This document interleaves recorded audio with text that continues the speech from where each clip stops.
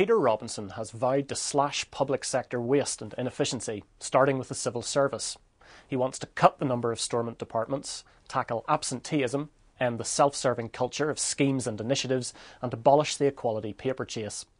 But Mr Robinson's speech was barely reported, partly because we've heard it all before, mostly because no one believes it will happen, at least in time to make a difference during this recession. The review of public administration, set up to reduce the number of councils, health trusts and education boards, is now in its 6th year. So far it has only cost more money and employed more officials. Look up the review's website and there is a job vacancies section on the front page. Woolworths and MFI can lay people off at a stroke, but sacking civil servants is the work of a generation of civil servants. Even Mr Robinson's poke at the equality industry failed to generate headlines. There is simply no shifting these people, and everyone knows it.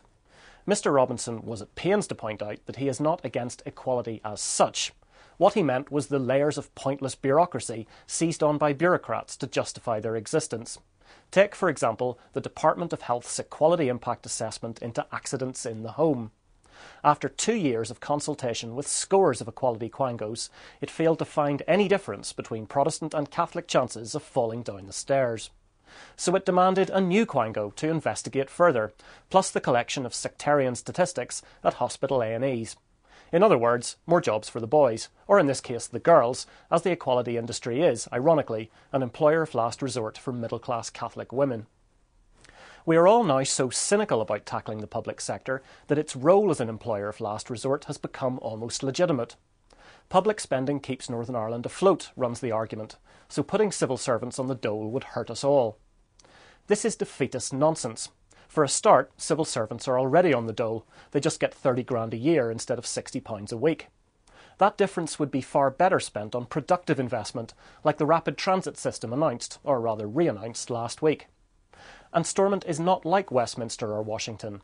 It can't borrow to spend its way out of recession. It can't raise or lower taxes. It can only spend the money it has more wisely. The economist John Maynard Keynes said that if useful work couldn't be found for people during a recession, they should be paid to dig holes and fill them in again. If Stormont can't match spending with serious savings during this recession, it will just dig a hole that we'll never fill in.